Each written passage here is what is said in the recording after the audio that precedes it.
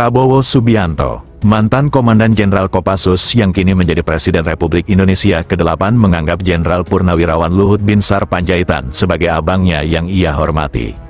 Luhut yang kini menjadi Ketua Dewan Ekonomi Nasional di kabinet yang dipimpin Prabowo, adalah mantan Komandan Prabowo di Kopassus. Jika Prabowo lulusan Akmil 1974, Luhut lulus dari Akmil tahun 1970. Keduanya dicatat sebagai perwira pendiri SAT-81, satuan anti-teror yang dimiliki Kopassus. Dalam bukunya, Kepemimpinan Militer Catatan dari Pengalaman, Prabowo bicara soal sosok Luhut, senior dan mantan komandannya di Kopassus. Kata Prabowo, ia kenal pertama dengan Luhut Panjaitan sewaktu dirinya berpangkat kapten. Beliau baru pulang dari Timur Timur ikut operasi Nanggala 5 di bawah pimpinan dan grup kami.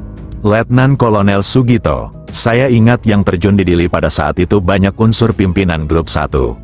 Salah satunya, yang ikut penerjunan grup Pak Sugito ada Wadan Grup, kemudian perwira operasi, dan sebagainya. Salah satu komandan detasemen dari grup 1 yaitu Letkol Anumerta Atang Sutrisna gugur dalam operasi ini. Sekarang lapangan olahraga dan stadion di Cijantung diberi nama Stadion Atang Sutrisna, kata Prabowo. Tidak lama sejak pertama mengenal, Luhut kemudian menjadi Kepala Seksi 2 Operasi, dan Prabowo dipercaya sebagai wakilnya. Saya menjadi Perwira Seksi 2 Operasi Grup 1. Baru berjalan beberapa bulan, kami dikirim berangkat sekolah Special Forces ke Amerika, kata Prabowo.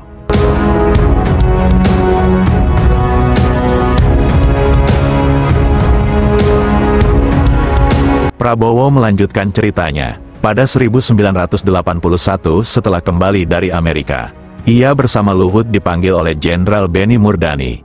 Ia dan Luhut diperintahkan untuk sekolah ke Jerman, sekolah anti-teror GSG 9. Setelah sekolah itu, kami diperintahkan membentuk pasukan anti-teror yang kemudian diberi nama Detasemen 81 karena dibentuk pada 1981.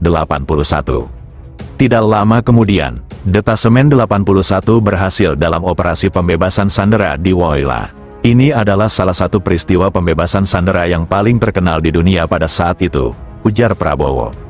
Prabowo masih ingat, waktu membentuk dan melatih pasukan anti-teror Indonesia, Luhut sebagai atasan banyak memberi kepadanya keleluasan untuk menyusun rencana latihan kemudian administrasi dan pembangunan.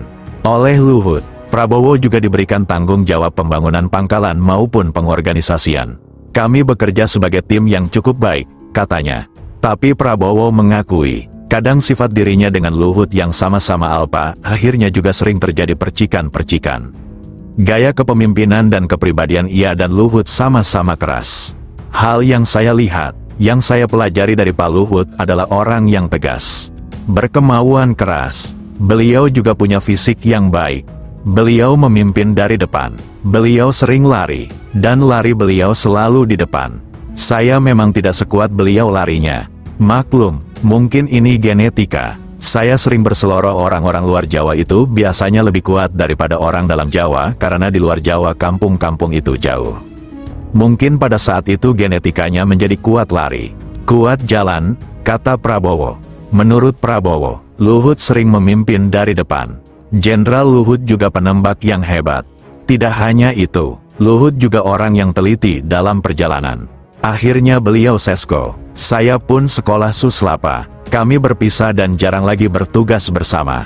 Tetapi kami saling menghormati walaupun kadang-kadang perbedaan pandangan, tapi di ujungnya kita selalu bersatu untuk kepentingan merah putih, kata Prabowo. Setelah pensiun, ia dan Luhut pernah berada di posisi politik yang berseberangan. Tapi kita saling menghormati dan selalu pada ujungnya bisa mencari titik-titik kerjasama untuk merah putih, ujar Prabowo.